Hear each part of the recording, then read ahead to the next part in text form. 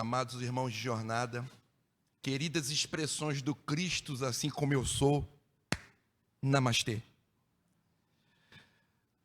Amados irmãos, gratidão por todos os presentes, encarnados ou não. Gratidão por aqueles que nos assistem do plano espiritual e que realmente nos conduzem na realização do trabalho. Gratidão a todos vocês que criam essa egrégora da qual fazemos parte agora. Essa egrégora que manifestamos no plano físico, que plasmamos, agora se conecta com infinitos planos que vão dos mais baixos até o Cristo planetário. E nós aqui, como estamos no físico, ancoramos essa vibração na matéria.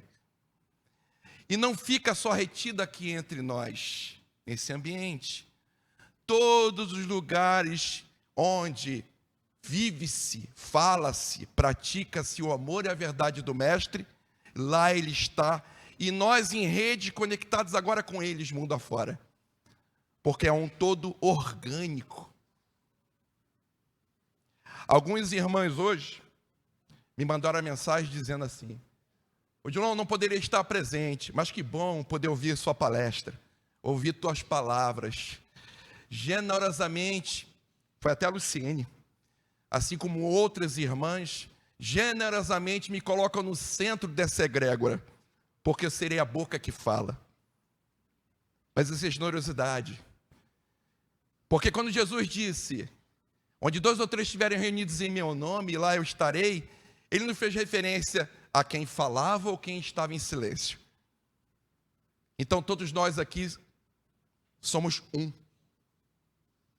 E deixamos a individualidade ficar embebida nessa presença. Antes do trabalho eu estava sentado lá atrás, olhando cada um chegar. E cada um que chegava, ancorava uma energia diferente, eu sentia no peito. Isso não está restrito também só a nós aqui nesse salão. Ela não depende de espaço-tempo. Todos aqueles que estão na casa, não interessa se vieram servir ou se vieram buscar alívio de suas aflições, estão em rede conosco e contribuem com essa fonte da água da vida, essa infinita e imortal água da vida em nós, que o Mestre disse que temos em nosso interior. Nesse sagrado templo de nosso coração, para além da personalidade, que é só um personagem que vivenciamos na Terra para nos dramas, nas circunstâncias, nas convivências, termos a oportunidade de despertar para a nossa realidade. E a nossa realidade espiritual, o espírito, ele tem fome e sede de amor e da razão. É o tema de hoje. Amor e razão. Eu iniciei chamando vocês para a razão, explicando o que está para além do que a gente percebe aqui, e que é uma realidade que a espiritualidade nos diz, é a razão. Mas o que cada um sentiu aí de gratidão, de inspiração, de paz, de alegria, no momento que vocês então colocaram aqueles que estão nos seus corações e seus pensamentos, foi o amor. Razão e amor. Amor e razão é o tema de hoje. O espírito tem fome e sede, sim, de amor e razão. Nós, para alcançarmos outros patamares, outros níveis de vida e de consciência, precisamos do amor e da razão. Evoluir o processo de raciocínio e de sentimento elevado. É assim que nós nos elevamos. É assim que nós vamos deixar a fase momentânea, que é um estágio na vida humana, para adentrar realmente na vida verdadeira, que é essencialmente da consciência e a espiritual. Então, meus irmãos, a razão, usando uma metáfora, seria como as asas de um pássaro. O pássaro precisa das asas para voar, não é isso? Eu diria que uma é o amor e a outra a razão. Um pássaro pousado, assim que ele pousa, qual é a primeira coisa que ele faz? Recolhe as asas, usa os pés. E Isso significa que ter as asas simplesmente não fazem o voar. Ter asas simplesmente não o mantém voando. O filhote do pássaro, ainda em desenvolvimento, voa já? Já tem asas, mas nem chegou a voar. O avestruz tem asas, voa? Não. Elas não são desenvolvidas, não são fortes, e ele mesmo não tem essa força nessa estrutura muscular dele para alçar voo em virtude do tamanho e do peso dele. O que o espírito precisa para alçar voos a planos mais altos? Amor e razão. Não podemos voar assim como o pássaro, batendo uma asa apenas. Se um pássaro bater apenas uma asa, ele fica girando em círculos, ele não decola. É preciso que as duas asas batam simultaneamente, harmoniosamente, para criar esse voo. Nós, nesta terra, temos muitas deficiências. Quando não é o amor, é a razão que não usamos. E às vezes, nenhuma dos dois estão nem sequer desenvolvidas ou preparadas para serem utilizados por questões de escolhas, de maturidade espiritual de todos nós, que temos longuíssimo tempo, mas cada um tem a sua jornada, a sua caminhada, segundo as suas escolhas. Mas, se precisamos e queremos alçar voo a outros níveis de vida, faz necessário, aqui e agora, o uso do amor à razão. O amor sozinho pode ser tremendamente prejudicial, apesar de ser amor. Um exemplo que eu sempre dou: por mais que nós aqui caridosamente amamos e queiramos fazer bem ao outro, digamos que nesse afã amoroso, eu vá agora debaixo de um viaduto, ao encontro daqueles irmãos em condições muito precárias de viciação, e 10 deles venham para a minha casa, eu vou curá-los? Dessa forma? Não. Possivelmente, a minha vida será totalmente desarmonizada pela presença deles, que estão completamente alucinados, completamente desequilibrados. Então, eu devo fazer o quê? Ficar amando à distância? Só com preces? Não. E aí é preciso o quê? A razão. Como fazer uso desse amor de forma eficaz? Porque eu preciso me amar, não é isso? Amar o próximo como a mim mesmo. Trazê-los para minha casa não é amar a mim mesmo. Você não tira alguém de dentro do caldeirão pegando fogo, estando com ele dentro do caldeirão. Então, o que fazer? Usando a razão, podemos montar um grupo, ver as reais necessidades, se possível fazer contato com psicólogos, psiquiatras que queiram fazer parte. Podemos fazer um convênio com clínicas, sejam evangélica, católica, que tenham um tratamento gratuito a esses irmãos, e aí então podemos ir até eles e oferecer para aqueles que assim quiserem a oportunidade de socorro. Com todo amor ir até ele, conversar, lembrar que ele tem família. Muitos estão lá sem lembrar que nem são humanos mais, porque vivem pensando na próxima dose, na próxima dose, na próxima dose. E os sentimentos estão completamente fechados. E aí você pergunta se ele tem família, no momento que ele vai lembrar da esposa, da mãe, do filho, do neto, uma coisa que está soterrada, debaixo de muitos equívocos, vem à tona. E ele chora e lembra que é humano. E que aquilo ali não era a vida dele antes. E que ainda não é, apesar dele talvez ali não acreditar que possa sair dela. Então o amor precisa da razão. Houve um caso no Rio de Janeiro aqui, há um tempo, não sei quem viu no jornal, que uma americana, fazendo turismo no Rio de Janeiro, foi prestar caridade a um irmão que morava na rua. Esse irmão estava possivelmente com problemas mentais. Ela acabou de fazer caridade para ele, e ao se afastar, ele pegou uma barra de ferro, atingiu-a na cabeça, e ela veio morrer no hospital. Eu não estou falando aqui que, não vou fazer caridade porque é perigoso. Não, discernimento. Até mesmo na hora de se aproximar de um irmão desse, você não pode esquecer que ele está em desequilíbrio e você tem que antever e se preparar para possíveis atitudes equivocadas. não ir sozinho, ir com o grupo, porque o amor, sem a razão, ele é tremendamente inocente, ingênuo, frágil.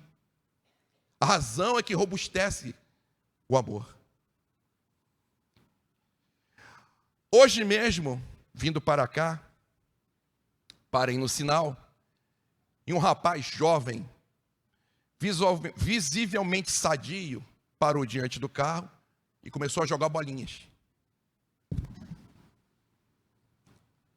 Ele queria receber algum dinheiro, algum valor, em função de jogar bolinhas. Compreendo o equívoco dele, mas não posso compactuar e ser complacente com a escolha errada dele.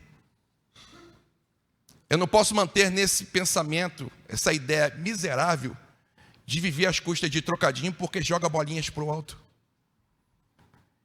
Quantos, como ele, não começaram do nada, mas começaram a realizar um trabalho, alguma coisa, e atingiram uma vida decente, como este irmão que foi para o plano espiritual recentemente, Silvio Santos, que foi camelô.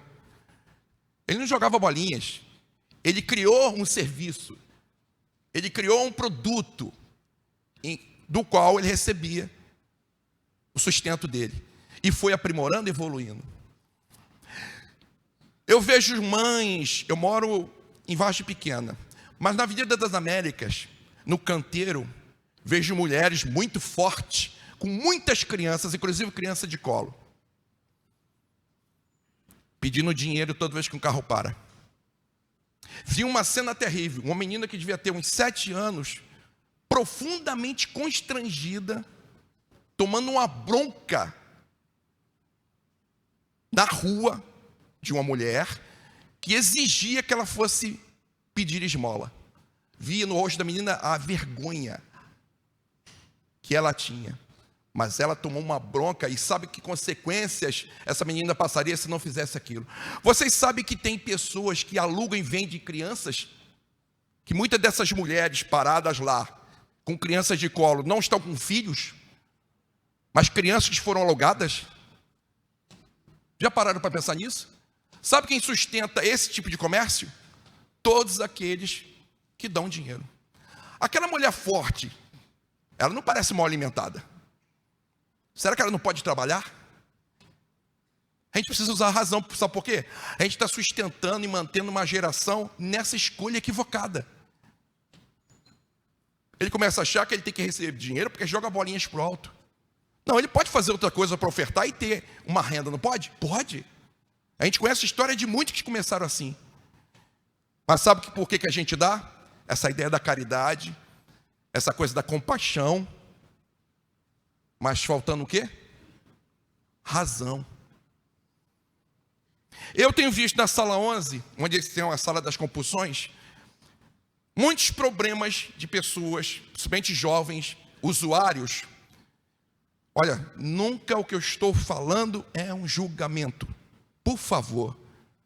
Não é um julgamento, mas a gente precisa de referências. A razão precisa de referências para concluir. Não é julgamento de ninguém. Porque se assim estiver fazendo, estou totalmente contrário ao que o mestre ensinou. Mas a gente precisa de parâmetros para chegar a conclusões. E eu vejo mães e pais que, em virtude da ausência, por exemplo, a mãe e o pai ausente, e ela trabalhando para sustentar, em virtude dessa culpa de não estar presente com o filho, que não diz quando está presente, não quando é necessário.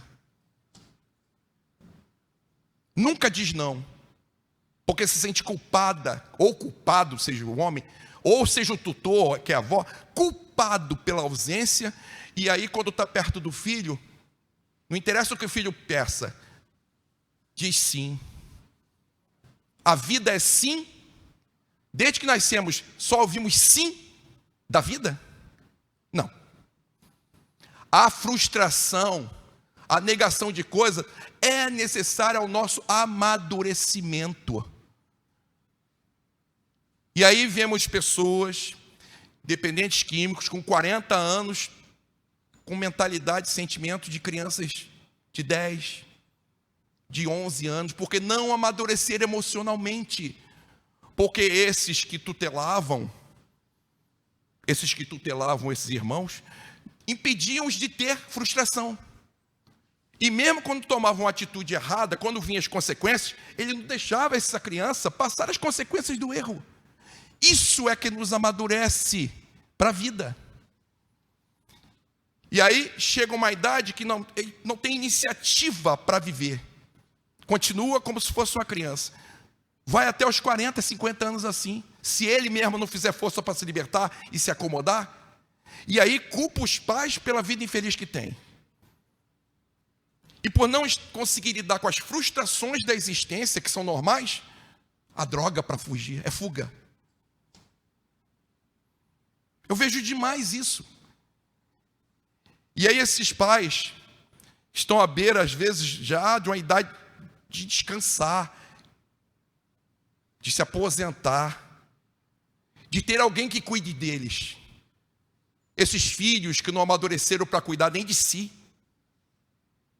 que vivem para pensar em si só, vão cuidar de uma mãe ou um pai quando estiverem cansados, com as necessidades que têm. São muitas necessidades de saúde, leva o médico, cuida se ela estiver morando sozinha, do lugar, paga o aluguel, paga as contas. Se ele não soube fazer isso para ele, para cuidar dele, ele vai cuidar de um pai, uma mãe, depois de idoso? Não. Eles veem esses apenas como um estorvo, um incômodo a mais em suas vidas, para a sua felicidade, que eles julgaram ser uma coisa permanente e que não haviam frustrações. Não estão preparados para viver as consequências das escolhas. Nós estamos fazendo isso. A nossa sociedade está fazendo isso. Uma boa parte faz isso. Amor precisa da razão. O amor precisa da razão. Aqui nas proximidades eu já vi, existe uma equivocada e infeliz irmã que vive de mendigância e não precisa. Usando uma palavra mais grosseira, é uma predadora de ingênuos que estão prontos para fazer a caridade sem a razão. Eu já vi essa mulher se aproximar de uma irmãzinha aqui da casa, que tem suas dificuldades materiais, contarem uma história triste, e essa irmãzinha começar a mexer na bolsa e tirar dinheiro que não tem para dar para ela. Porque essa irmã, educada para, caridade, fora da caridade não há salvação. Sim, é verdade. Mas é preciso ser feita com uso da razão. Precisamos da razão, para não cairmos nessas armadilhas.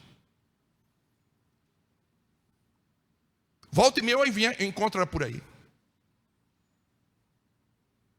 Não estou julgando, lembre-se, não é julgamento, é uma escolha dela. Mas a gente precisa ter essa noção. Precisamos lidar com isso. Uma mãe que cria um filho e não impõe a ele tarefa nenhuma. As mínimas tarefas de casa que pode ser feita, não deixa fazer. Às vezes bota para uma filha fazer. Bota para um outro filho e aquele não pode, ele é o príncipe, a princesa da casa. Chega aos 15 anos, ela não deixa ir à padaria porque é perigoso. O mundo é perigoso? Sim. Estamos todos correndo riscos de vida o tempo todo? Sim. No edital da morte, o único item necessário para que você esteja apto é estar vivo. Está todo mundo vivo aqui encarnado? Está todo mundo apto aqui a morrer. E aí não deixa ele ir à padaria. Se esse espírito encarnado não tiver iniciativa, atitude, ele vai se acomodando, e à medida que vai amadurecendo, vai crescendo fisicamente, não vai amadurecendo para ligar com frustração, para ter iniciativa. E ele um dia pretende casar e ter família. Como um adulto incapaz de lidar com frustrações, de resolver problemas, de ter iniciativa, cuidará de uma criança, ou será companheiro de uma esposa, ou de um marido? Não, ele continua querendo o quê? Uma mãe, um pai. A gente precisa rever isso, porque isso implica em nossa evolução espiritual. Nós, na condição de pais, exercitamos a condição do mentor de outro.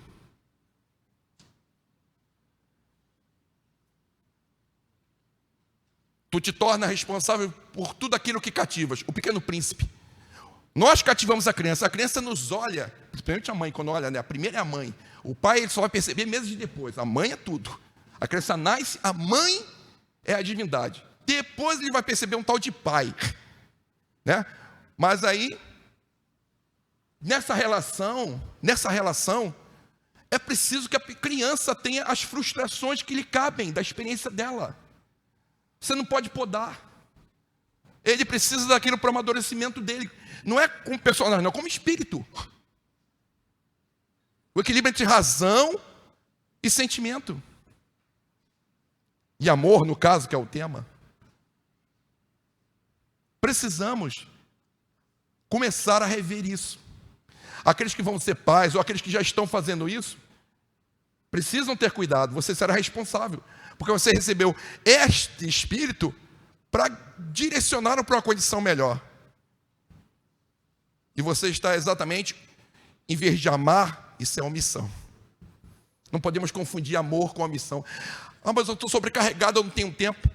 É assim mesmo. Você trabalha e chega em casa e o filho pede uma coisa que não é adequada e você tem que negar. Você não veio em primeiro lugar para ser amado por teu filho. O amor do teu filho é consequência da tua atitude correta com ele, no que ele essencialmente precisa para ser feliz e atingir uma maturidade sadia, capaz. Agora, se você vive para ser o super paizinho amoroso, a mãezinha amorosa, servindo a ele como se ele fosse um príncipe, e ainda impondo aos outros que estão à volta essa criança, a gente vê isso, né? São crianças que não são educadas para respeitar o direito do vizinho, de quem está perto. Os pais olham, não podem ser incomodados, vão ser traumatizados. A vida é assim. Fazemos o que queremos em casa, na rua, na profissão, ou temos regras. E muitas delas são desagradáveis, mas são necessárias e nos amadurece. Sabe por que estamos aqui? Por que estamos nessa casa aqui? Por que estamos nessa casa ouvindo esse tema? Que é desagradável. Quando a gente ouve e pensa, caramba, eu estou fazendo isso e é verdade, isso dói na consciência. A consciência dói. Mas você está aqui de peito aberto porque você busca a verdade. E a verdade beneficia a quem se agrada dela e a quem não se agrada. Se ela é verdade, beneficia a todos. O menino que adora ir para a escola, ele beneficia da escola? Sim. O menino que não quer ir para a escola, mas o pai impõe, obriga, cobre o trabalho, vai se beneficiar também da escola? Sim. Precisamos exercitar e viver o amor à razão. Livro dos Espíritos. Espírito de verdade. Espíritas, amai-vos é a primeira lição. Instruí-vos é a segunda. Instruir é preciso a razão. Agora vamos lá para uma coisa. Voltando à metáfora do pássaro. O pássaro é apenas duas asas? É um ser com duas asas? Mais nada? Não. São duas asas conectadas a um corpo. O corpo une as duas asas. É desse corpo que sai a força motriz para que as asas se movimentem e se elevam. O que seria para o espírito, para nós então, esse corpo que une essas asas do amor e da verdade? Alguém falou aí? Alguém disse alguma coisa? Alguém quer arriscar? Olha, vamos parar com isso, hein? No plano espiritual todo mundo fala, hein? Todo mundo fala. Você não vê o nosso lá? O Lísias? Ele achou que o Lísias, né, que atendeu ele ali, era o cara, sabia de tudo, era o coordenador. Aí ele, não, sou apenas um trabalhador daqui, eu vou te apresentar o diretor do hospital. Aí quando ele vai ao diretor do hospital, ele acha que o diretor do hospital sabe tudo. O do hospital fala tudo para ele, ele acha, não, tem o coordenador aqui. Ninguém fica sem dar orientação. Todo mundo fala o pouco que tem para contribuir com o auxílio. Alguém vai contribuir? Qual é esse corpo para nós espíritos? Chuta, não tem problema não. Olha, errar e ficar frustrado faz parte do aprendizado. Está vendo como é que a gente foge da frustração? A frustração é bendita. É no acerto e no erro que a gente está caminhando. Quem não erra, não amadurece, não aprende. É a fé. A fé é que faz a união dessas duas benditas asas, que é o amor e a verdade. Precisamos entender um pouco melhor a fé. Que a gente fala em fé, a pessoa pensa em crer, em acreditar em Jesus, acreditar em alguém. Vamos então, etimologicamente, de onde veio a palavra fé em português? Ela veio de uma palavra latina, fides, que significa fidelidade, ser fiel. Então, essa fé que você está falando, Dilon, que é o que une essas duas asas, é fidelidade, sim. Mas como assim fidelidade? Fidelidade às leis divinas, fidelidade à sua consciência. É um estado de fé, porque não é só ter não, é um estado dinâmico, tá? Você mantém ela, renova, aprimora. É um estado de movimento dinâmico a fé. Por que a consciência? Questão 621 a 23 do Livro dos Espíritos.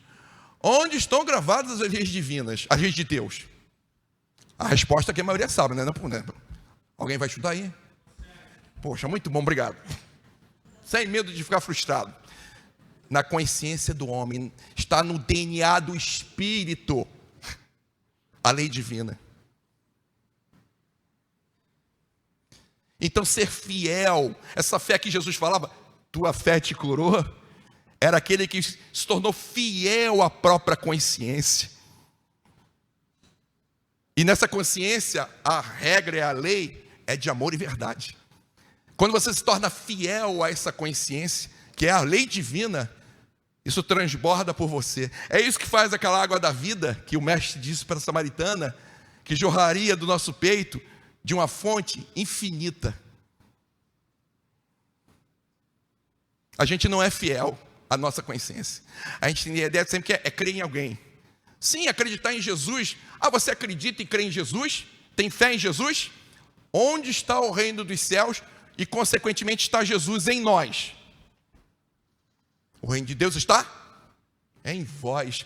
Continua indo para dentro. Você precisa ser fiel à tua consciência. Ao que da lei divina você já entendeu. Porque nesse momento que você faz isso, que mais do que ter as asas, você começa a batê-las. Porque o amor e a razão é dinâmica. Todo dia você sendo questionado, tendo coisas a decidir, decisões do cotidiano. E se você deixa sem o amor, essa decisão será sempre egoísta, injusta, em prejuízo de alguém. Quando você bota o amor, aí sim fica harmônico. Fica harmônico. Dá trabalho?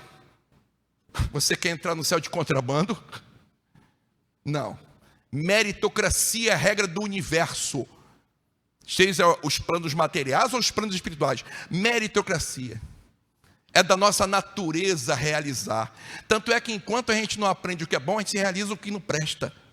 Mas está realizando. Nossos irmãos pedindo na escuridão, estão realizando? Eles ficam parados? Não.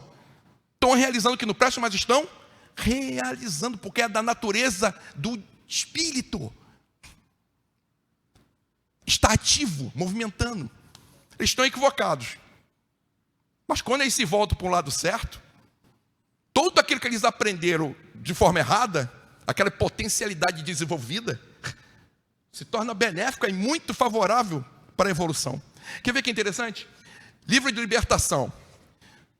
Vem o André Luiz e mais um mentor e vai falar com o Gregório, uma entidade que comanda uma cidade nos umbrais e que se coloca como juiz de Deus, porque ele está aqui para castigar os maus. E ele comanda muitos obsessores que atormentam a vida de muitas pessoas encarnadas. Ele cuida desses obsessores, dele, lá no principal, a ferro é fogo. Não obedece por amor, lembra? Umbral, ódio. A obediência é por medo. E aí o André Luiz, observando ele, fica apavorado, chocado com o potencial que ele tem, maléfico, e como ele atua, porque ele faz questão de demonstrar. Lembra? O mal é orgulhoso, mais ainda, vaidoso mais ainda. Tem até um momento triste em que ele chama um espírito de uma mulher que parece que matou os filhos. E aí ele, diante de todos os espíritos, magnetiza mentalmente aquele espírito, falando com ela que ela era uma loba. Ela não é uma mãe digna, ela é uma loba, e aquele espírito toma a forma de um lobo. É o que se chama de licantropia. Existe no plano espirituais espíritos com aparência de fera.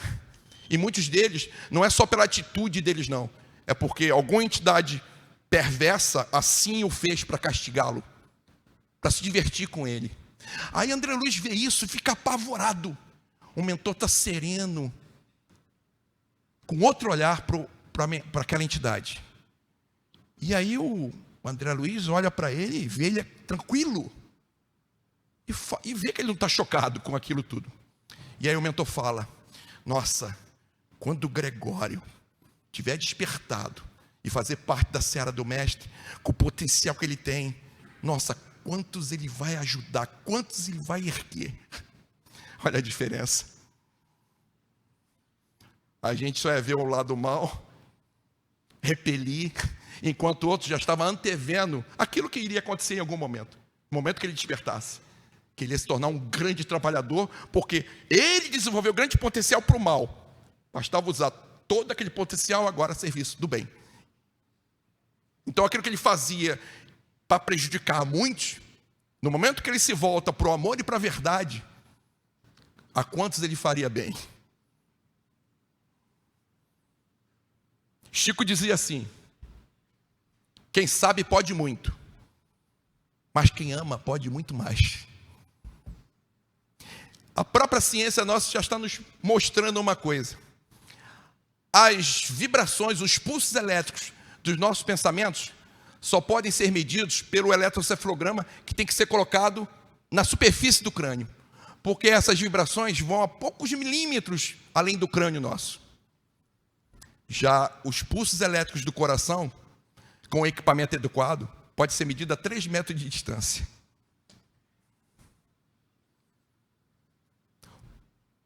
A razão só dá a direção, o motivo, o propósito. Quem realiza todo o restante é o amor. Mas se você só tem o amor e deixa de fora a razão, esse amor se perde. Um exemplo que eu sempre dou: digamos que eu tenha muito dinheiro, seja um homem abastado, e aí venha para o Frei Luís, fica encantado com a ideia de caridade. Tenho realmente sentimento, sou generoso, mas pouco conhecimento, porque dá trabalho. Pensar, ler, discutir, analisar, dá trabalho. Aí eu vou para o centro da cidade, num afã, e começo a jogar dinheiro para todo mundo, para as pessoas. A ideia minha é que eles têm dinheiro para comprar coisas, se alimentar, se vestir, viver melhor. E aí, em meio àquela multidão que vai começar a pegar dinheiro, um grupo vai ver o outro pegar dinheiro e vai falar: ali, quanto ele pegou? Vamos acompanhar ele, vamos tomar ele. Vamos tomar dele. E aí, na hora que ele sai, vai para a esquina, o outro vai lá, dá uma facada, pega o dinheiro. O outro que não tem dinheiro para comprar tanta droga quanto queria, naquela noite vai comprar tanta, vai tomar overdose, vai desencarnar. Era melhor que ele não tivesse dinheiro, não é? Quem é o responsável pela morte dos dois? E pelo equívoco daqueles que causaram a morte do outro? Meu amor. Amor irresponsável. Amor inconsequente não é amor. Porque eu ia sair de lá com a satisfação de ser um homem de bem, né? Ah, homem de bem, fiz bem a tantas pessoas. Não. O meu amor equivocado causou um mal que não estava nem previsto, que nem precisava acontecer. Poxa, Dino, você tem muito dinheiro? Faz uma fundação. Vamos organizar aqui uma fundação. Vamos atrair todos aqueles que querem participar. voluntariamente, cada um com a sua competência, e vamos criar então uma estrutura para ajudar o quê? São adictos? São pessoas com... Não interessa. Vai no INCA. Quem aqui não está recebendo o medicamento que precisa, que tem que comprar dos Estados Unidos? Organiza a tua fundação para que isso aconteça. Olha, essa senhora aqui, ela poderia estar em casa. Infelizmente, a quimio não funciona mais para ela. Ela já está com tratamento paliativo, mas seria melhor que ela estivesse em casa com a família. Ter o direito de desencarnar no ambiente doméstico, com os familiares próximos. Você compra a cama, você paga um enfermeiro para estar lá. Mas isso dá trabalho, né? Eu não quero ter trabalho, eu quero ser bom, sem responsabilidade. Amar os filhos também é assim. Dizer não é amor. Ele precisa aprender que nem tudo é como ele quer, do jeito que ele quer, e que ele precisa respeitar limites, porque o direito dele termina quando começa o do outro. A gente está vendo adultos que não são assim, não estão vendo aqui? Alguém tem visto por aí adultos assim? Melhor ainda, alguém tem visto na família? Alguém tem visto dentro da própria família? Não vamos ser hipócritas. Sim. Resultado de quê? Amor, sem razão. Quer ver um exemplo de fidelidade à consciência? Escute essa história aqui. No mosteiro, existia um grupo de discípulos e um mestre, digamos assim, um guru. E eles começaram a ficar incomodados com a condição do mosteiro, caindo aos pedaços, com goteiras, tábuas soltas. E eles pensaram, bom, cuidar da matéria faz parte, cuidar do ambiente que vivemos é parte, senão não estaríamos na matéria. É viver o espírito usando a experiência da matéria nesse exercício, né? Para você cuidar de uma casa não precisa da razão, precisa entender como fazer, ou então chamar quem pode, cuidar e tomar conta para que ele faça direito, calcular como vai ser pago isso, isso é razão, amadurece a gente. E aí os discípulos todos se reuniram para falar com o mestre sobre a questão. É claro que, como eles viviam de esmola, não haveria dinheiro para comprar material. Mas o mestre, como todos os mestres do Oriente, né? Vamos lembrar que isso é um mito, tá? São mitos para a gente chegar às conclusões. E aí o mestre falou para eles assim, então meus filhos, vamos fazer uma coisa. Esta noite, todos vocês irão à cidade próxima. Irão pegar aquilo que necessitamos de material, de construção. Porque as vilas não guardam em lugar específico, deixam na frente. Vocês irão e pegarão aquilo que se faz necessário. É claro que os discípulos olharam para a cara do outro e falaram, mas isso é furto. Aí o mestre cortou e falou, olha, mas preste atenção num detalhe. Vocês terão que fazer isso sem que ninguém que não seja do mosteiro os veja. E aí deixou eles com a questão. O amor, a vontade de servir, de renovar o mosteiro, o respeito e o amor que eles tinham pelo mestre, estava bem eufórico. E aí foram pensar no assunto. Poxa, mas não faz sentido. O mestre quer que a gente furte. Isso é roubo. Como o mestre está nos impondo isso? E depois de muito conversar, chegaram à conclusão, olha, o mestre tem algum ensinamento por trás disso. Só tem um jeito. A gente tem que cair. Ele não vai dizer. E se a gente não descobriu, só tem um jeito. Vamos lá, vamos fazer. Depois a gente vai descobrir.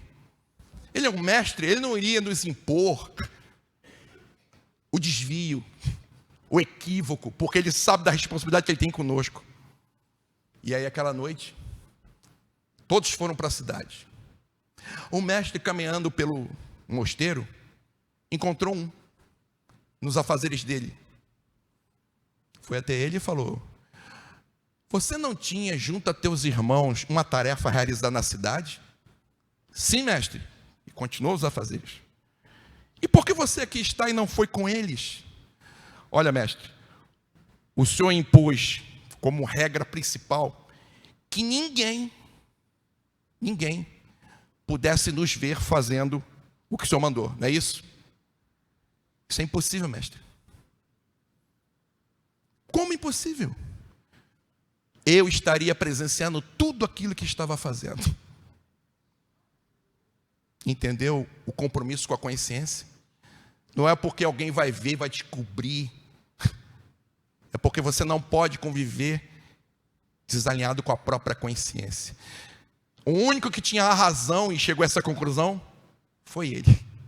Ele não era só alguém que amava, ele é alguém que discernia, pensava. E por mais amor e respeito que tinha o mestre, ele não abriu mão do principal mestre de que nenhum de nós podemos abrir mão, que está onde? Em nós. Não chameis ninguém sobre a terra de pai, mestre ou guia, porque um só é vosso pai, vosso mestre e vosso guia, e ele está em vós. Então, quando ele viu o equívoco que o mestre pedia, ele foi buscar o mestre único que ele precisa. A consciência, onde estão gravadas as leis divinas. Isso é fé. E com isso você movimenta as asas do amor e da verdade ao sabor. Vocês acham que o Dr. Bezerra de Menezes só ama infinitamente? Não. Ele precisa decidir, dirimir como ele vai orientar, como vai fazer. Espíritos vão nos umbrais, as sofredores em estados terríveis, eles vão lá, presenciam e nada fazem, apesar do amor que já desenvolveram. Por quê? Apesar de amá-los, de entender o sofrimento, há o momento necessário e eficaz para que aqueles espíritos sejam tirados e realmente possam se reabilitar. Tirados antes, se perde isso. E eles que alcançaram esses patamares, passaram exatamente por essas dores todas, vieram superando com auxílio, por isso alcançaram esses patamares. Nós precisamos alinhar razão e amor. E, sobretudo, fé, fidelidade à nossa consciência. A gente lida o dia inteiro, todo dia, consultando a consciência naquilo que precisamos fazer. Eu vou vender um carro. Você lida com a consciência primeiro, você pensa assim, caramba, eu tenho que disfarçar isso aqui para poder vender o carro, senão eu não vou vender pelo preço que eu quero. A tua consciência falou, olha, isso é desonestidade. Lá dentro sabe. Mas você faz o quê? Não, eu vou perder. Eu vou perder dinheiro. Dinheiro? Você acabou de perder uma oportunidade de alcançar um outro patamar de consciência. Por uma matéria que não pertence a você daqui a pouco, que vai ficar pelo mundo. Mas que foi um instrumento, um exercício para que você vivesse isso. Um exercício de razão e de amor a você e amor a quem? Ao próximo. E aí mais tarde você toma uma volta, compra um carro, o carro está todo engatilhado, você fica revoltado. É justo? Você não faz isso. O que tu queres receber? Amor sincero? O quanto de amor sincero você tem dado ao outro? Você tem respeito? O quanto respeito você tem pelo outro? Vamos usar e exercitar amor e razão. Às vezes, no sinal, aparece um irmão exatamente nessa condição, ou uma mulher dessa. Mas aí vem uma coisa assim, dá o dinheiro. É uma coisa não só aqui não, tá? É quase uma ideia. Sabe o que eu faço? Quem está intuindo sabe por quê.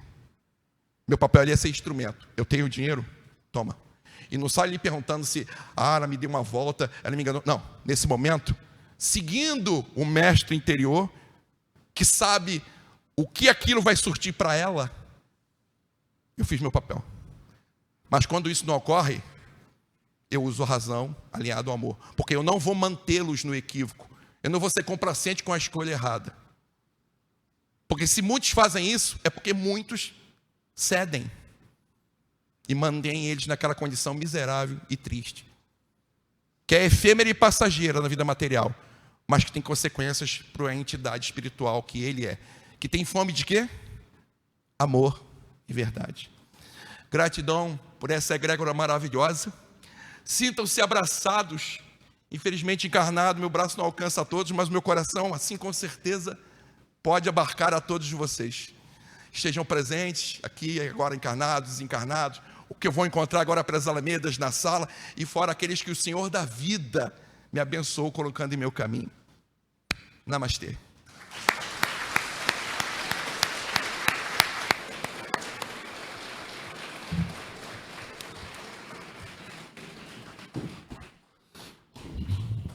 Obrigado, Odilon.